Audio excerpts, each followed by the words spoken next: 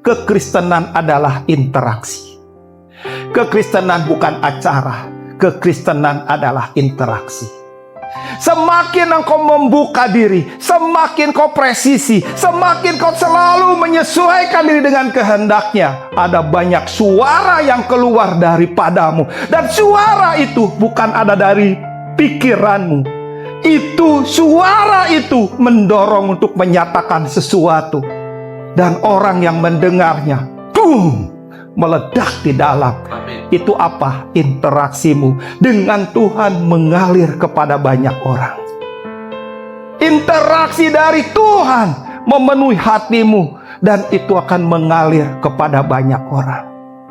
Itu yang membuat orang ketemu dengan Tuhan lewat hidupmu.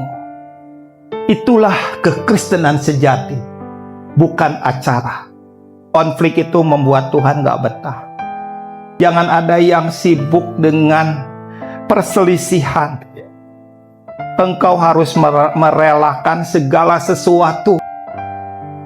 Jangan merasa dirugikan oleh saudaramu. Jangan ada konflik di antaramu. Jaga kesehatian.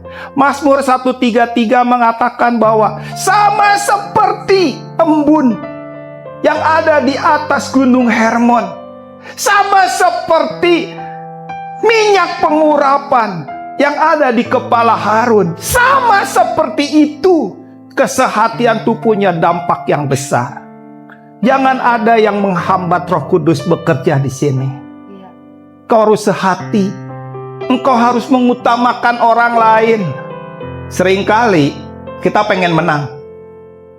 Engkau menang 1, tapi kau rugi 3. Setiap konflik itu gak ada yang menang. Siapapun yang menang dia akan kehilangan 3. Dia dapat 1 akan kehilangan 3. Tetapi siapa yang menang sesungguhnya, dia akan kasih 1 dan dia dapat 3. Makanya kalau Roh Kudus betah tinggal di sini, itu cerita gereja ini ujungnya jauh. Jauh sekali. Karena biarkan Roh Kudus bekerja. Jangan pernah membuat segala sesuatu sampah masuk ke tengah-tengah kita. Biarkan kita di sini sehati, sepikir. Sehati bukan berarti nggak ada perbedaan. Sehati bukan berarti nggak ada sudut pandang yang kok nggak sama ya, nggak apa-apa.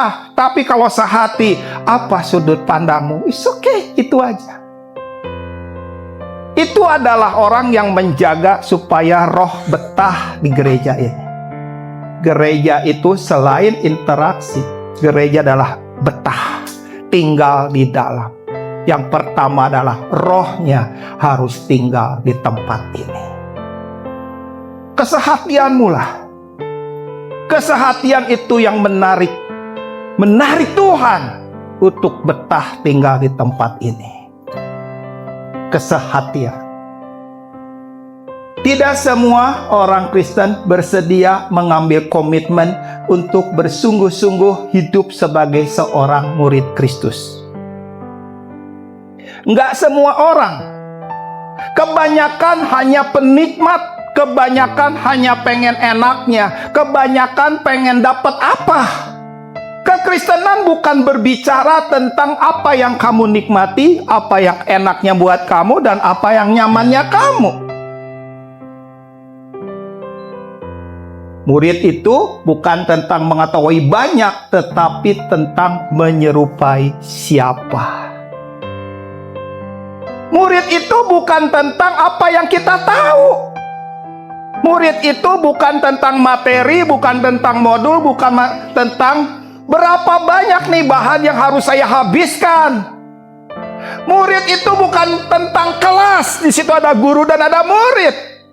Murid itu tentang siapa yang menyerupai siapa.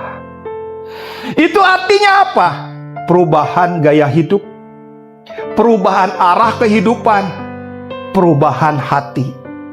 Itu adalah murid.